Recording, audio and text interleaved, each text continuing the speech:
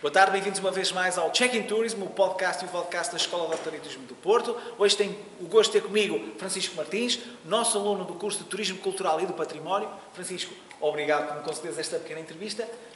E como habitualmente, eu começo por perguntar se tu te lembras de algum episódio, uma vez que ainda és nosso aluno, portanto, será que ainda pode acontecer mais alguns episódios? Mas eu perguntava se te lembras atualmente assim, de algum episódio assim, mais caricato que tenhas passado aqui na escola.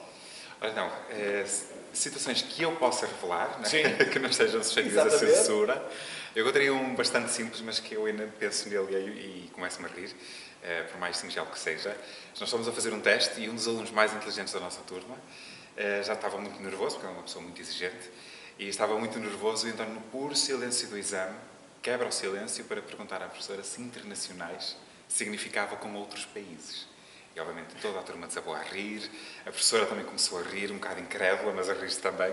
E ainda agora ainda penso nesse momento. Nessa saída do teu colega? Exatamente. Principalmente pela pessoa que era. Porque é uma pessoa tão inteligente, tão focada, e depois faz uma pergunta assim. Então, não vou perguntar quem é. Não. Segredo está. Fica entre o grupo, não é? Exatamente. Entre a turma, muito bem.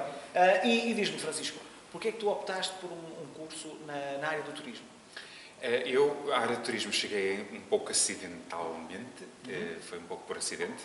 Eu já tinha trabalhado anteriormente na Ryanair, como comissário de bordo, e isto foi o meu primeiro encontro com o turismo.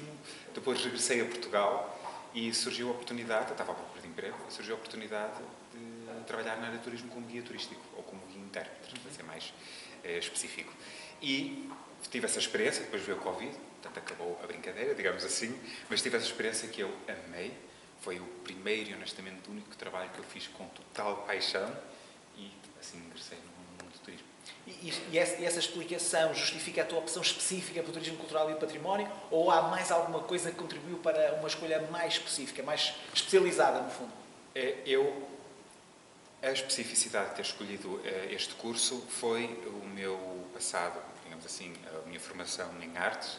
Portanto, eu já estava mais inclinado para a área do património e a área cultural, e depois foi só juntar uma coisa à outra. Ou seja, estou na área do turismo, mais focado para a parte cultural. Muito bem. E como é que tu chegaste à Escola de Hotelaria e Turismo do Porto? Pura pesquisa. Por acaso não ouvi de ninguém, foi mesmo ir à internet, pesquisar o que é que a cidade oferecia, portanto, Sim. preferencialmente queria ficar na cidade, o que é que a cidade oferecia relativamente àquilo que eu procurava.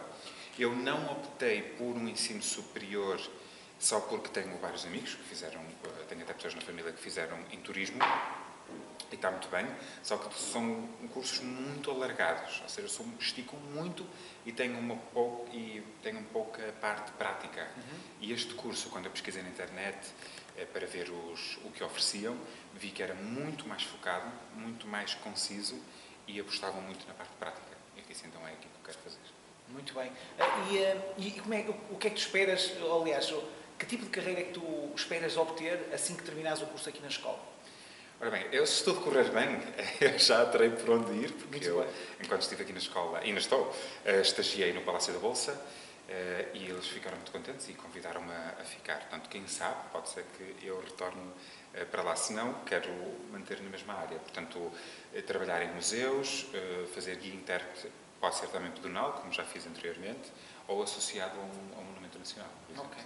Então, e durante essa tua passagem a nível de estágio pelo Palácio da Bolsa, foi uma experiência interessante? O que é que tu mais gostas nesta experiência que já tiveste no Palácio da Bolsa? Foi muito interessante porque quando chegou a altura de termos que escolher o estágio, o professor falou connosco como é que seria, o que é que estaríamos interessados em fazer, e eu lancei-lhe quase um ultimato. Portanto, já que ele perguntou o que é que eu queria, eu lancei-lhe um ultimato. Ou o Palácio da Bolsa ou nada. Eu tinha que me meter no Palácio da Bolsa. E, de facto, o professor foi espetacular. Ele arranjou maneira de me conseguir uma entrevista com a gerência do Palácio para ver se estava apto ou não a estagiar lá. E assim foi. Felizmente correu tudo bem.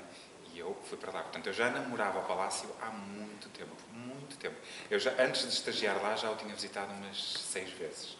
E o que é que te cativa tanto no Palácio da Bolsa? É lindíssimo. Artisticamente, o Palácio é lindíssimo. Temos trabalho em pedra, mosaico, em madeira, em gesso. Nunca mais acaba. É uma variedade e é muito bonito. É daquelas coisas que disto já não se faz. Então há que valorizar. Revaloriza. Muito bem. E eu perguntava-te agora, Como é que tu vês a evolução de um profissional de turismo, especificamente nessa função, daqui a 10 anos? Achas que vai haver assim, alguma grande evolução, alguma alteração?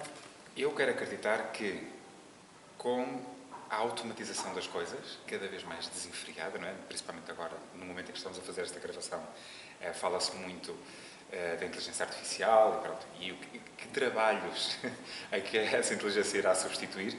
Eu acho que, como guia-intérprete, a humanidade que eu ofereço com o contacto com outros seres humanos, vamos pôr assim nestes nomes, é o que depois mais vai destacar. Portanto, porque quem visita um local pode ler, pode ouvir, pode pesquisar. Eu, como guia-intérprete, o que é que eu posso oferecer? Eu só posso oferecer, e principalmente agora com a inteligência artificial, é mesmo ser humano. É o calor humano, a forma como eu trato, como acolho os visitantes, e a conversa e o diálogo que se estabelece. Portanto, eu acredito que daqui a 10 anos, o que mais vai ser valorizado é se eu, como ser humano, consigo então contribuir para outras, portanto, para uma melhor experiência. Ou seja, o cunho humano, pessoal de cada vai contribuir como um elemento de diferenciação para o serviço, neste caso, de guia. É isso que vai tornar o especial, porque o acesso à informação é tão imediato e tão fácil, dentro de certos parâmetros, que eu lá só estou... A única coisa que me torna especial é a forma como eu falo sobre, como eu transformo esse material e o transmito às pessoas. Qualquer pessoa agora, telemóvel, e sabe tudo sobre qualquer momento. Ou quase tudo, vá. Ou quase tudo, sim, porque há sempre alguns segredos que ainda não estão na Wikipédia nem na Exatamente, sempre, muitos mesmo. E diz uma coisa, preocupa-te esta evolução tecnológica como um elemento que possa reduzir o número de postos de trabalho, a nível de turismo, genericamente, que diz turismo, hotelaria, restauração, achas que é algo que possa vir a preocupar? Ou... Ora bem, eu não sou propriamente um entendido, portanto, a mim preocupa-me mais do ponto de vista de que é desconhecido.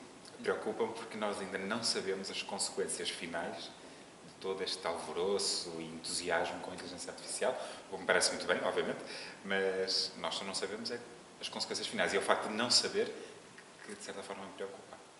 No setor do turismo, honestamente, não consigo prever exatamente nas áreas em que nós trabalhamos e em que formamos aqui na escola e em que depois mais há procura de emprego, não sei ainda em que é que nos afeta. Para já, não parece que mude muito, mas quem sabe no futuro, obviamente. E eu terminaria perguntando-te, face a este contexto, apesar de ser complexo, hoje em dia as coisas são complexas, perguntava-te porque é que recomendarias a um jovem como tu, ou mais novo, ou mais nova, a optarem por um curso na área de turismo e ou especificamente pela Escola de Hotelaria e Turismo do Porto? Bom, eu optaria pela mesma razão pela qual eu optei por esta escola, que é conciso, prático e aprendemos o sumo. Para além de, que eu não falei isso antes, o contacto com profissionais da área. Isso também é algo que é indispensável. E o que eu não previ quando vim para esta escola, não pensei nisso, eu li só o programa das disciplinas que ofereciam para estudar, mas só quando cheguei cá é que pude ver de facto o contacto que tive com profissionais, porque todos os meus professores são profissionais da área, e isso abre portas, não necessariamente, eu já tinha explicado antes, não necessariamente porque os professores vão garantir cunhas, não é isso, só que os professores sabem onde ir, onde perguntar, e isso faz toda a diferença. Muito bem. Francisco, muito obrigado pelo teu feedback. Obrigado a todos que nos acompanharam em mais um episódio do nosso VOLDI Podcast Check-in Tourism e vemos no próximo episódio. E uma vez mais, obrigado por nos terem acompanhado.